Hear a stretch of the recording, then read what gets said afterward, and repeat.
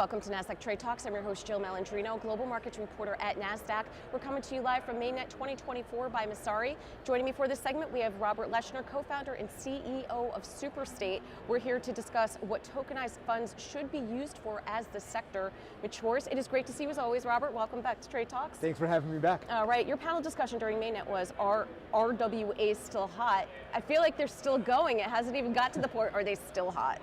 Right, it's a funny question because I don't think they're hot yet. Yeah, right. On a relative basis, we're very, very early in proving out the use cases, the new value propositions, and the reasons to tokenized assets and RWAs. I mean, they're gonna be hot, but we're probably in like the first or second inning of this transformation of assets living in spreadsheets and paper contracts and moving on chain in the form of tokens. So what is it that we should know when it comes to tokenized funds and what they can be used for as this sector matures?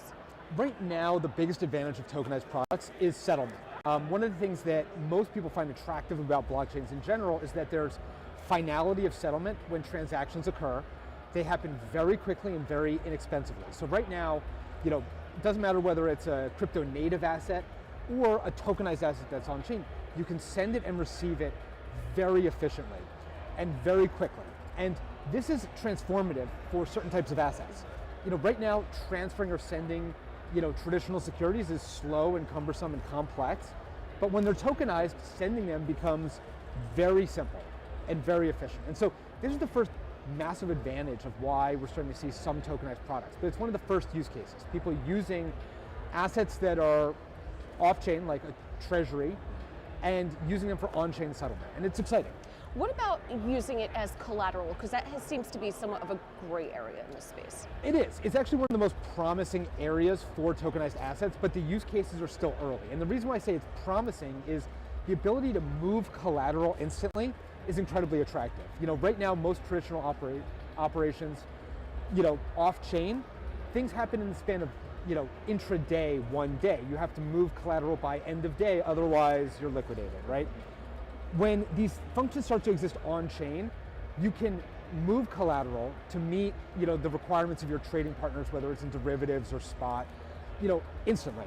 And that will create a lot more security for people using these as collateral, but we're just not starting to see yet too much of an adoption of tokenized assets being used for collateral because the ecosystem is, right now predominantly crypto native trading venues and prime brokers.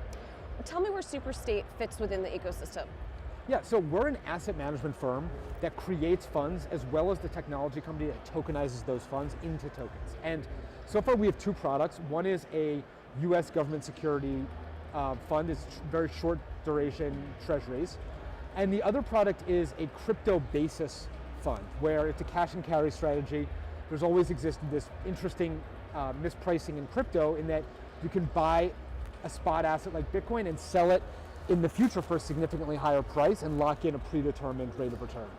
And so that's the second fund that we've tokenized in the form of a token that can be used for collateral or used for settlement. So is this, when you say fund, is it something akin to an ETF as an example? It's similar. Both of these are private funds that are offered exclusively to qualified purchasers. Eventually, our hope is that we can register these funds with the SEC and turn them into public funds that anybody can own. But right now, they're essentially sandboxed to a small number of investors. So a fund, when we say ETF, we're familiar with that wrapper, and private funds are nothing new. I mean, they're nothing new at all. They've existed in TradFi forever. Yeah. Once there's more regulatory clarity around this, then the potential to have a fund more publicly available. Absolutely, yeah. We're at a very early point. So there's a couple of public funds that are semi-tokenized. So Wisdom Tree has a product and Franklin Templeton has a product where they're registered funds that anyone can own that have a token associated with them. And that's exciting, and that's opening the door to, I think, a lot of innovation over the next couple of years. All right, appreciate the insight. As always, Robert, thanks for joining us on Trade Talks. Thanks, Jill. And thanks for joining me from Mainnet. I'm Jill Malandrino, Global Markets Reporter at Nasdaq.